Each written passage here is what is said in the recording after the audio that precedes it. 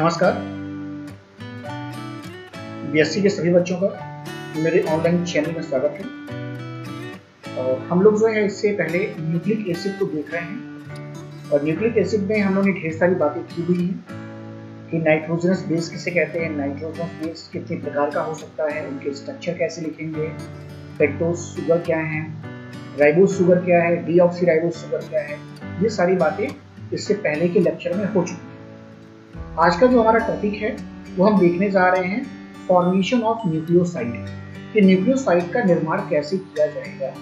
तो जब भी हम न्यूक्लियोसाइड की बात करते हैं तो न्यूक्लियोसाइड का निर्माण हम कैसे करेंगे, तो अगर हम उसको देखना चाहते हैं तो हमेशा जब भी न्यूक्लियोसाइड का निर्माण होगा तो हमेशा एक जो आपका एटम होगा या मॉलिक्यूल होगा ये पेंटोज शुगर होगा और जो दूसरा मॉलिक्यूल होगा वो नाइट्रोजनस बेस, यानी एक पेंटोज शुगर का मॉलिक्यूल दूसरे नाइट्रोजनस बेस के साथ कंबाइन करता है तो जो रिजल्टेंट मॉलिक्यूल बनता है उसे हम कहते हैं न्यूक्लियोसाइड। ये एक तरह का कंडेंसेशन रिएक्शन होता है। कंडेंसेशन रिएक्शन का मतलब कि इस रिएक्शन में वाटर मॉलिक्यूल H2O मॉलिक्यूल जो है वो रिएक्शन से बाहर जाएगा। तो देखिए मैंने यहाँ लिखा हुआ है कि पेंटोज शुगर का एक molecule when combined with one molecule of nitrogenous base result into a nucleoside. तो न्यूक्लियोसाइड की एक मॉलिक्यूल का निर्माण होता है। अब देखते हैं कैसे ये बन सकता है। तो देखिए मैंने यहाँ पे पेंटोज शुगर का एक यहाँ पे डायग्राम बनाया हुआ है। ये पेंटोज शुगर है और इस पेंटोज शुगर में कौन सा शुगर है, राइबोज शुगर।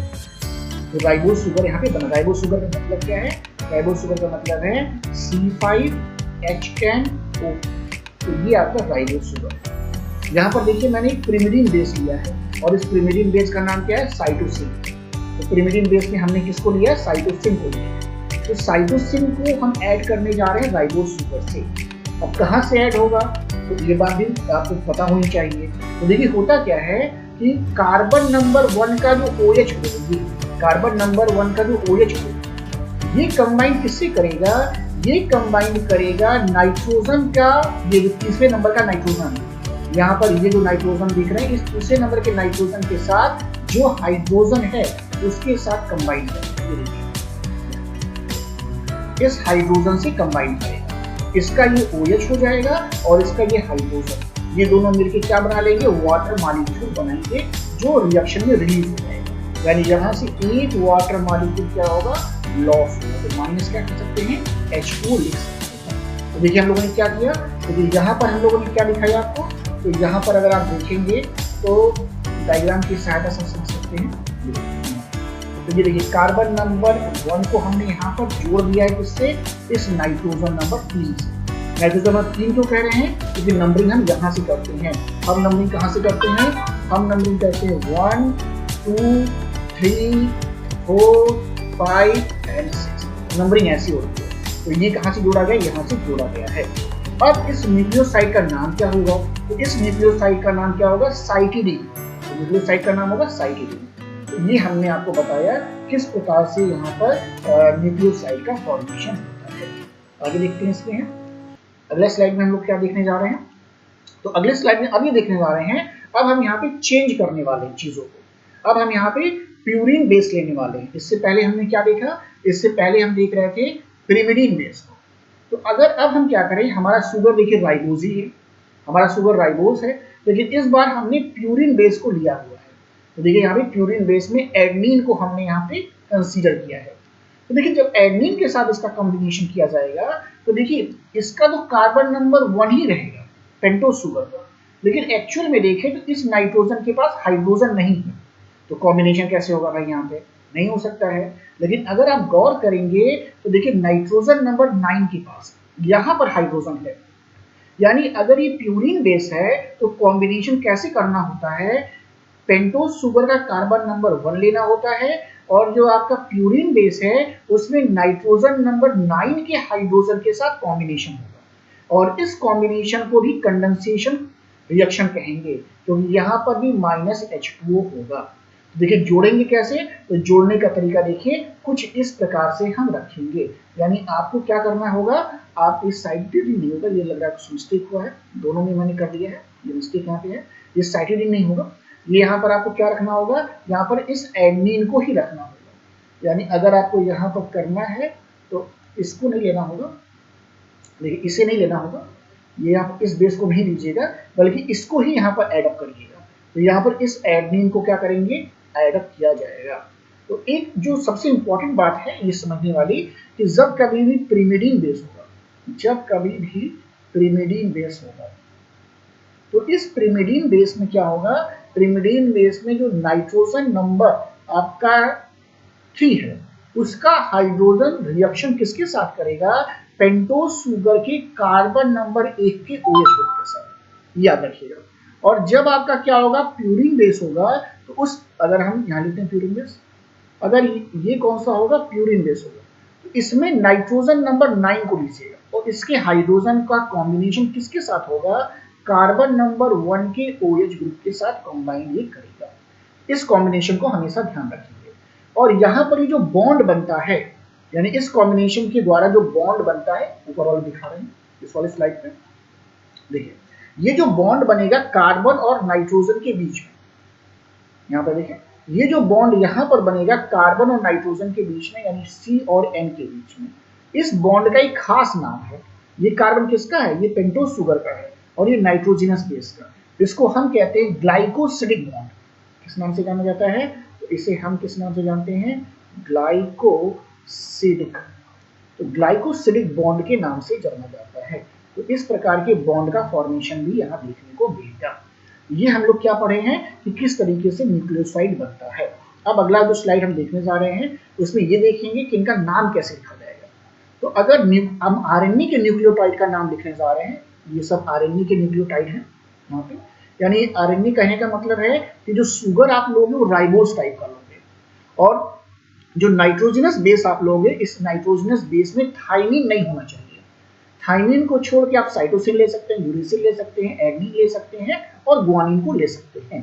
तो नाम कैसे लिखते हैं, अगर साइटोसिन है तो इसका नाम होगा साइटिडीन, अगर यूरेसिल है तो इसका नाम होगा यूरिडीन। तो ये दोनों प्रिमिडिन बेस है तो हमेशा इसमें INE लगता है। अगर यहीं पर प्यूरिन बेस होगा तो इसका नाम कैसे लिखा जाएगा, अगर ये एडनिन आपने लिया है तो इसका नाम होगा एडिनोसिन, और अगर आपने गुआनिन लिया है तो इसका नाम होगा गुआइनोसिन। तो यहाँ पर इस बात का ध्यान रखेंगे, यहाँ पर SINE लास्ट में एडअप किया जाता है और यहाँ पर INE एडअप किया जाता है। इस तरीके से नाम लिखा जाता है।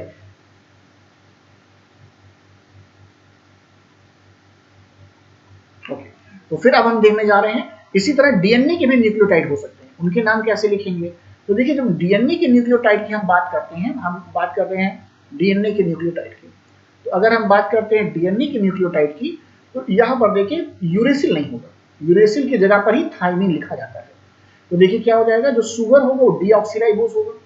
नाइट्रोजनस बेस अगर साइटोसिन है तो हमेशा नाम के आगे आपको लगाना होगा डीऑक्सी, और नाम वही है, तो साइटिडीन ही लिखा जाएगा, तो लिखा जाएगा डीऑक्सीसाइटिडीन। तो ये न्यूक्लियोसाइड का नाम हो जाएगा। अगर फिर से शुगर आपने डीऑक्सीराइबोस लिया, नाइट्रोजनस बेस थाइमिन लिया है, तो फिर से नाम होगा डीऑक्सीथाइमिडीन, तो बस थाइमिडीन कर दीजिएगा, डीऑक्सी आगे लगा दीजिएगा। अगर आपने प्यूरिन बेस लिया है तो प्यूरिन बेस में कुछ भी नहीं करना है, नाम देखिए सेम रखा जाता है, बस होगा क्या कि डीऑक्सी वर्ड को इसके आगे लगाया जाएगा।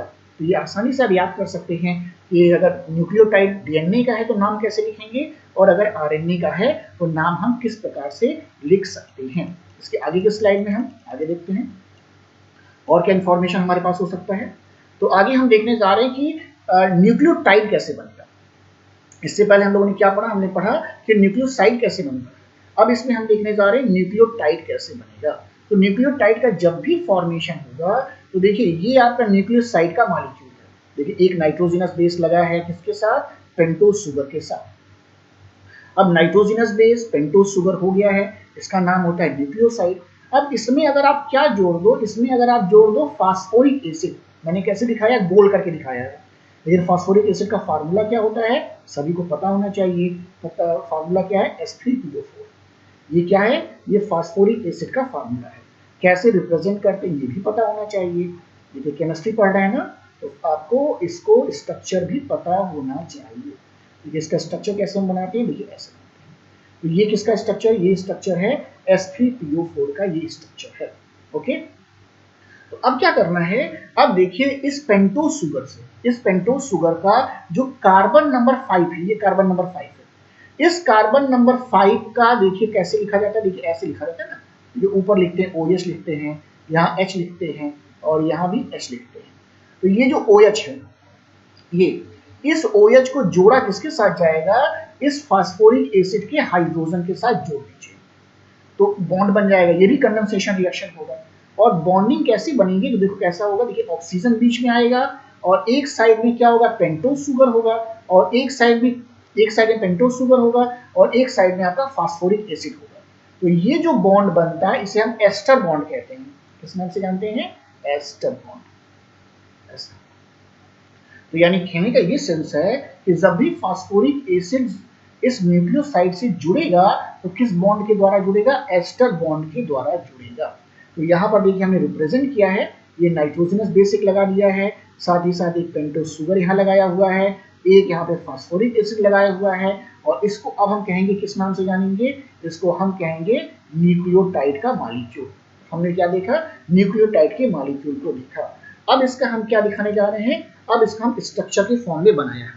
और आप देख सकते हैं यहाँ पे, देखिए ये जो आप मॉलिक्यूल देख रहे हैं, अब यहाँ समझिए कि जो भी हमने बातें देखी वहाँ पे, देखिए ये पेंटोज शुगर है, देखिए ये पेंटोज शुगर आपका है, ये देखिए प्यूरिन बेस है, तो ये देखिए प्यूरिन बेस हमने यहाँ पे बना के रखा है, ये प्यूरिन बेस है, तो ये आपके एक प्यूरिन बेस हो गया ऐसा ये। और यहाँ पर देखिए हमने फास्फोरिक एसिड को जोड़ के रखा है, तो ये देखिए फास्फोरिक एसिड है, तो फास्फोरिक एसिड देखिए यहाँ पर हो गया, ये फास्फोरिक एसिड हो गया, पेंटोज शुगर हो गया, नाइट्रोजिनस बेस हो गया। यानी ये स्ट्रक्चर किसका है, ये स्ट्रक्चर न्यूक्लियोटाइड का है। तो आसानी से आप न्यूक्लियोटाइड के स्ट्रक्चर को बना सकते हैं। तो ये इसका स्ट्रक्चर रिप्रेजेंटेशन है न्यूक्लियोटाइड का। आगे देखते हैं, अब हम क्या देखने जा रहे हैं, पॉलीन्यूक्लियोटाइड चेन कैसे बनेगी, मतलब एक न्यूक्लियोटाइड दूसरे न्यूक्लियोटाइड से कैसे जुड़ेगा। तो देखिए मैंने यहाँ लिखा हुआ है, लैंग्वेज के फॉर्म में मैंने यहाँ लिखा हुआ है, when two or more than two nucleotide molecules link together by phosphodiester bond, they formed a polynucleotide chain। यानी दो या दो से अधिक न्यूक्लियोटाइड जब आपस में फास्फोडाइएस्टर बॉन्ड से जुड़ते हैं तो पॉलीन्यूक्लियोटाइड का फॉर्मेशन करते हैं। कहने का मतलब एक न्यूक्लियोटाइड ये है, देखिए दूसरा न्यूक्लियोटाइड ये है, तीसरा न्यूक्लियोटाइड ये है। अब इन तीनों को आपस में जोड़ना है, तो कैसे जोड़ा जाएगा भाई, जोड़ने का क्या तरीका होगा, तो जोड़ने का जो तरीका हम देखने जा रहे हैं वो देखिए कैसा होना चाहिए। तो देखिए यहां से इस नंबर से ये जो होगा आपका कार्बन नंबर 3 होगा, इस कार्बन नंबर 3 से क्या जोड़ा जाएगा, फास्फोरिक एसिड को जोड़ा जाता है ऐसे। तो देखिए यहाँ पे दिखाया जा रहा है, देखिए कार्बन नंबर 3 है, यहाँ पे इन चेंज कर देते हैं व्हाइट में।